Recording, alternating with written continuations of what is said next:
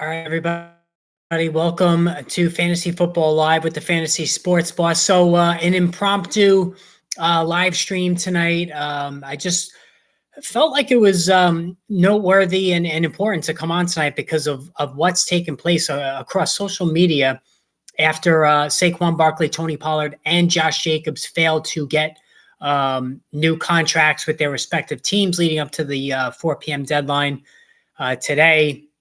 While Tony Pollard did sign the franchise tender for a little more than $10 million, Saquon Barkley and Josh Jacobs have not. And there are increased rumblings that both Barkley and Jacobs might hold out into the regular season, something that would seem absolutely unbelievable in terms of, thinking that they would do this, especially after the disaster of Le'Veon Bell a few years ago when he did it, and his career was never the same after that. But if you were to peruse social media tonight, especially on Twitter, you will see that there is a groundswell of anger among the running back community. Jonathan Taylor tweets out simply the word "wow." Austin Eckler quote tweets a post where somebody wrote, I think the gentleman's name was Matt Miller. I don't know who he is, but he's got a big following. I guess he's some kind of pundit. Wrote about how, basically running backs should not ever get a second contract. And Eckler went to town on it and said this was trash. Derrick Henry also tweeted his disgust about Barkley and Jacobs not getting the extensions that he felt they deserved. And this is a very difficult situation. And certainly from a fantasy football perspective, this is a big deal because Saquon Barkley and Josh Jacobs are, late first round, early second round talents. But, if you have your draft in the next couple of weeks, the reality is that both guys are not going to be at training camp. Certainly initially, the first couple of weeks for sure. They're not going to play in any preseason games. Now, the ultimate question is, are they not going to play in regular season games? Are they actually going to hold out? And like I said, this has become sort of a complicated situation because now you have all the running backs across the NFL tweeting out their anger over what's going on with the devaluing of the position, their anger about the fact that, kickers are making more money on average in some cases than starting NFL running backs.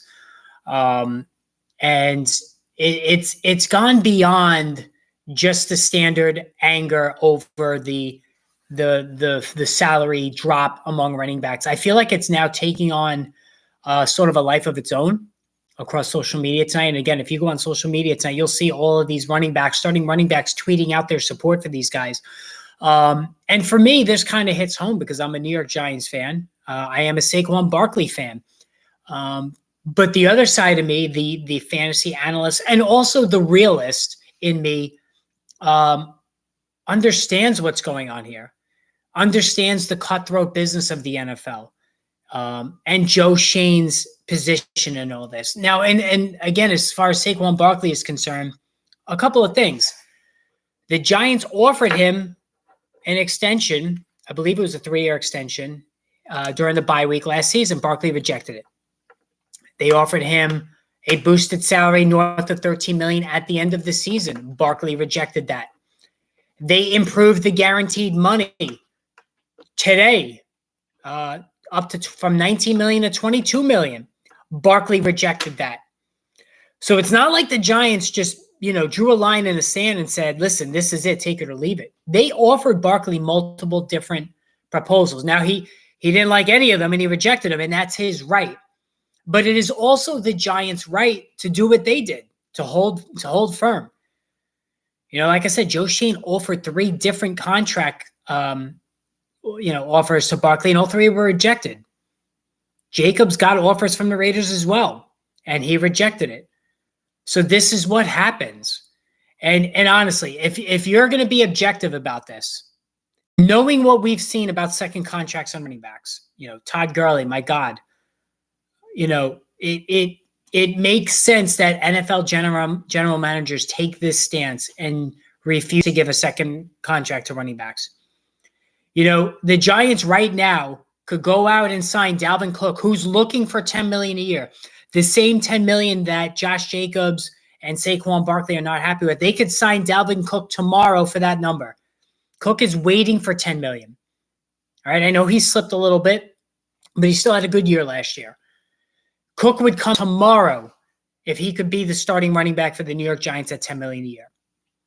And I also hate to say this. If the Giants would have gone out and signed Leonard Fournette for third down and allowed Matt Breida and Gary Brightwell and Gray, the rookie from Oklahoma, to handle first and second down, the Giants very well would have the same record that they had last season. Okay? I truly believe that. All right? Barkley is a very good player, no doubt. Great receiver, great runner. You know, he's not as explosive as he was as a rookie, but it's I understand why Joe Schoen did what he did. And, you know, Barkley tweeted out, it is what it is. And now we have to see what is the next play for Barkley and Jacobs? Could they sit out regular season games? You know, I mean, Melvin Gordon tried this. It didn't work out with the Chargers. You know, and really for the Giants' perspective, they could just tag him again next year. Same thing with the Raiders. And how about this? If Jacobs misses most of training camp and comes back, knowing Josh McDaniels is from the Bill Belichick tree, he could go ahead and suspend or sit Jacobs for week 1. Okay, you sat out all of training camp. You're not playing week 1. And then your second round, you know, draft pick misses week 1. So this is a really, really messy situation. And I didn't even mention the fact that if these guys sit out the whole preseason and then come back for week 1, it almost never goes well for the player. Either they get hurt because they didn't build up the conditioning during training camp, or the numbers slip. So if you're interested in Saquon Barkley, you have a draft in the next couple of weeks, you've got to be very careful with this. I would take a firm pass on both Jacobs and Barkley until we see how this plays out. Now, Tony Pollard signed his tender. He's going to play under it. He's going to report for training camp. No issue for Tony Pollard. All right. And I still think they might bring back Ezekiel Elliott. But I have to tell you, it caught me by surprise the stark reaction among the running backs around the NFL. You know, Eckler, Taylor, Henry, and Henry got a second contract. Jonathan Taylor's got a lot of mileage on him going back to college. Is he going to get a second contract? So these are all things that we're going to have to take a look at, you know, going forward. And I'm gonna have a lot more on this tomorrow. You know, definitely going to be doing another live stream probably Wednesday. So make sure you hit that notification button. And that's also why you have to have that notification button hit, because I just decided to jump on today to discuss this. But just a really ugly situation all the way around. And like I said, in terms of fantasy football, I think you got to take a pass on Barkley. I think you have to take a pass on Jacobs and see what happens here. Where do we go from here? Do they report on time? Are they suiting up for week 1? You know, a lot needs to be sorted out with the situation. All right. And, you know, training camps are opening up. You know, the Jets are opening up Wednesday this week because they have the Hall of Fame game. So there'll be a lot to talk about coming up over these next couple of weeks. But this is the main topic of today, certainly in the next couple of days.